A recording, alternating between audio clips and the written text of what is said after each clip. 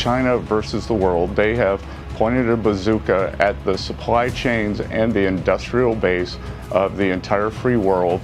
And we're not going to have it. We'll get substantial global support from the Europeans, from the Indians, from the democracies in Asia. I think our global allies will follow us on this. We have to be careful with China. Look, I have a great relationship with President Xi, but sometimes it gets testy because China likes to take advantage of people, and they can't take advantage of us. But we have a fair relationship with China, and I think it'll be fine. And if it's not, that's okay too. You have to do and go where the punches are thrown. You got to put up the blocks. We have a lot of punches being thrown. One company you've never heard of, Nexperia, just exposed how Trump's trade war isn't just against China, but against America's own allies as well.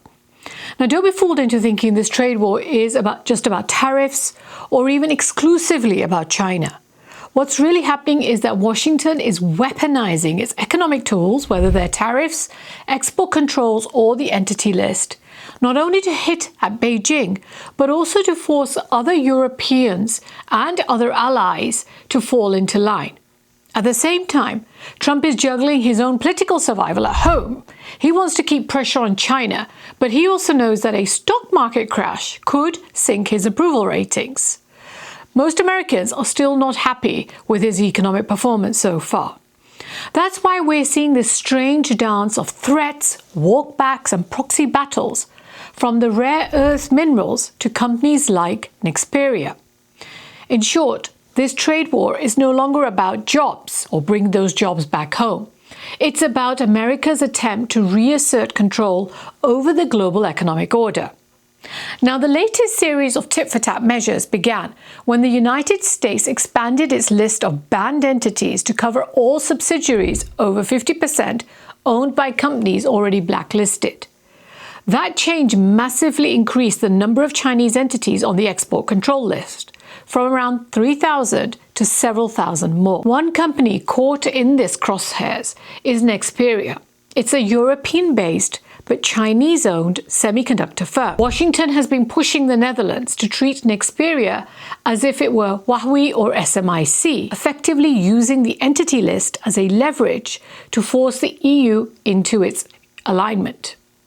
Now, this is the new battlefield of the proxy war. Not just Washington versus Beijing, but Washington pressurizing allies to play by its rules. Nexperia operates from the Netherlands. It employs around 14,000 people globally, around 10,000 in Europe itself, has major operations in Europe, and it serves critical European industries. But it's owned by China's Wingtech since 2018, and it was turned from being a loss-making entity into one that makes billions of dollars. But today, Tuesday, the Dutch government suddenly expropriated it under the wartime legislation that they have, Goods Availability Act.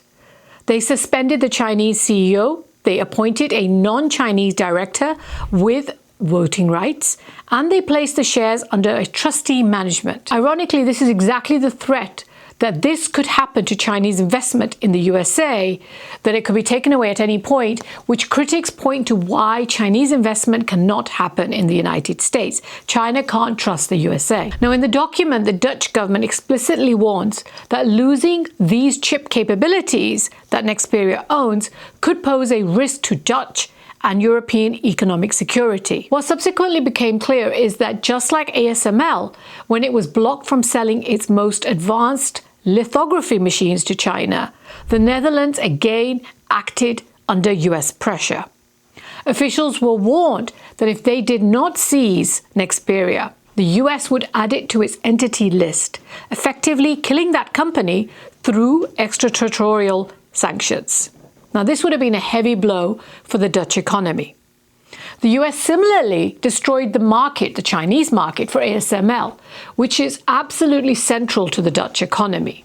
It's the most valuable company in the Netherlands, often representing over 20% of the AX index, and whose exports drive the Dutch trade surplus. In both cases, ASML and now Nexperia, the Netherlands succumbed to Washington's demands, even at the risk of damaging its own economy. What makes Nexperia important is that it shows how the US is exporting its entity list pressure far beyond its borders. By branding Nexperia as a national security threat, Washington is forcing European regulators to either follow America's lead or risk being cut off from US technology themselves. In other words, the entity list isn't just a tool to weaken China, it's a tool that can be used to bring allies into line when needed. The Trump administration's next step now is to push countries to stand together to present a united front on rare earth materials, isolating China on that global stage as a bad actor. Scott Bessent, the US Treasury Secretary, is leading that project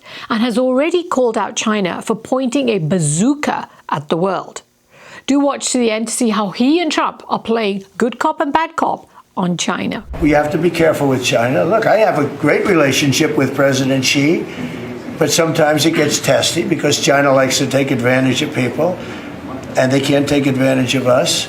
But we have a fair relationship with China, and I think it'll be fine. And if it's not, that's okay too. You have to do and go where the punches are thrown. You got to put up the blocks. We have a lot of punches being thrown, and we've been very successful. Since Friday, the trade war between the world's two biggest economies has escalated with an increase in aggressive rhetoric on both sides. The Chinese side point out that Trump is the cause. They're only reacting to his actions. The Chinese ministry responded to the US allegations by saying that on Tuesday that the United States was threatening to intimidate with the prospect of new tariffs on Chinese exports, which is not the right way to get along with China. Its spokesperson said that China would fight to the end in any trade talks if needed. On Tuesday, the new US tariffs on imported timber, kitchen cabinets, and upholstered furniture also kicked in. Many of these goods, as you can be expecting, come from China. And in addition, US and China both started to charge each other increased port fees on cargo ships. The US had announced plans of doing this several months ago, that it was going to begin charging duties on Chinese ships to counter what it says are unfair maritime trade practices. Basically, the United States doesn't have any ships of its own, and it wants to develop its own shipbuilding, for which they're actually asking the South Koreans to help them set that up again. Now, those tariffs and then the retaliatory charges that came from China all came into effect today. Chinese state media has said that Chinese-built ships would be exempt from the measures. China's confirmed that its retaliatory special port fees on the US vessels are defensive action against unilateral American levies. And it's reiterated that it does not want a trade war, but it's prepared to defend its interests if necessary. It's urged the United States to reverse its aggressive actions and to return to dialogue. I hope you don't get sick from roller coaster rides. Global stock markets, and in particular US stock markets, have seen a seesaw ride from going down to Friday's lows to Monday's ride back up to the highs, and then Tuesday another ride down before trading only slightly down by the end of the day. China's Commerce Ministries responded to Trump's announcement of these 100% tariffs, calmly saying that its rare earth export controls were a legitimate measure to safeguard its national security and for global stability, and that most companies do not need to worry about these rare earth controls. They were not going to be imposed as a ban, and that licenses for civilian use will continue to be approved. The ministry criticized the threatened 100% US tariffs announced by Donald Trump as a double standard, accusing Washington of abusing its export control lists and undermining all the recent trade talks done between the two countries by adding even more firms to sanction lists. Now, after seeing the US stocks meltdown of over $2 trillion on Friday, Trump by Sunday evening pulled another taco. Short for Trump always chickens out, which has been coined by the Financial Times columnist Robert Armstrong. And now even traders use it as a strategy to buy the dip when Trump shocks the market because they think he'll always walk it back. And so he did again, as he wrote on his Truth Social platform on Sunday. Don't worry about China. It will all be fine. Highly respected President Xi just had a bad moment. He doesn't want depression for his country, and neither do I. The USA wants to help China, not hurt it. President, DJT. Now let's leave aside his belittling words about President Xi having a bad moment, like seriously. Over the weekend, other members of the administration also toned down his words that he gave on Friday. They tried to calm the markets. Vice President J.D. Vance said that the United States had a lot of leverage over China, but added that Donald Trump is always willing to be a reasonable negotiator. The Treasury Secretary, Scott Bessent, speaking early Monday, said that the two sides would talk in the coming weeks and that the threatened tariff hike didn't need to happen, and that he thought that the potential meeting between the two leaders would happen. Now, all of this did calm the markets on Monday, which is why we saw that rally. And the US team made it clear they don't want to rattle the stock markets, which President Trump sees as his personal barometer of his success, and he likes crowing about it to his MAGA supporters. His approval ratings also are currently at record lows, and he doesn't want to risk being seen as responsible for a bad economic fallout, particularly on inflation. But he does want to keep the pressure on China, and he wants to weaken its economy. So he's playing good cop, with bad cop being Scott Bessent, who is leading the guard on that initiative. A number of options are being floated, including the expulsion of Chinese students at American universities. Currently, there's over 400,000 of them in the United States. They're even thinking about targeting stocks of Chinese companies that are listed on the US stock exchange. So, for example, Alibaba has its ADR on the US stock exchange. They're even thinking of maybe sanctioning Chinese firms that are involved in buying Russian oil, which is a big issue for President Trump and also will not create a havoc on the stock exchange because it will be seen in the light of Russia-Ukraine rather than US-China trade talks. Other ideas include, now the latest idea, which is persuading other companies to join the United States battle against China and to try and isolate China as that bad actor on the global economy when it comes to rare earths, and to take away the attention from the United States' own actions on those global tariffs that is imposed throughout the world. US Treasury Secretary Scott Bessent said in an interview to the Financial Times that China was in the middle of a recession and wanted to pull everybody else down with them by damaging the world economy. He went on to tell the Financial Times, if they want to slow down the global economy, they will be the ones hurt the most. He described the dispute between the two countries in apocalyptic terms. This is China versus the world. They have pointed a bazooka at the supply chains and the industrial base of the entire free world, and we're not going to have it, Bessent said.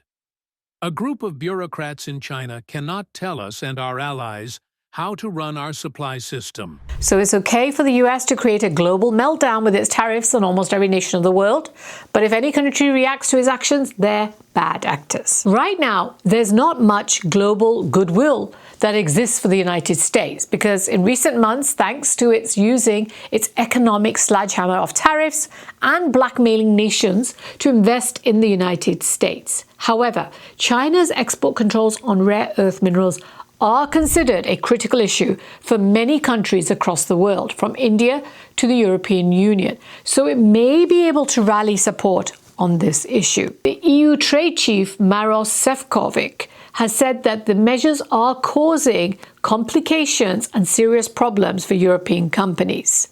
Similarly, India has been affected hard. During the recent meetings between the two countries' leadership, access to rare earth minerals were an important discussion topic. For Europe, this is deeply problematic. On the one hand, they rely on the US for markets and security. On the other hand, their economies are tied to China, and companies like Nexperia are critical suppliers for Europe's own chip and automotive industries. After the European actions, China in return banned the company from Chinese supply chains. And that's why Nexperia has become a symbol of this new proxy war. It's not just the US versus China anymore, it's America telling Europe, choose sides, and it's Beijing reminding Brussels, your industries depend on us too. So when you hear Scott Bessent or Trump talking about a united front against China, remember, cases like Nexperia show that Washington isn't just targeting Beijing, It's pulling in the rest of the world into its fight, whether they want to or not. And that's why this story is much bigger than just tariffs, rare earths, or port fees alone. It's about the US trying to turn its allies into an extension of its anti-China strategy. Nexperia is just one act. I'm Nejma Minhas with GVS Deep Dive. Do share with me your thoughts and comments, and check out that playlist I have on rare earths.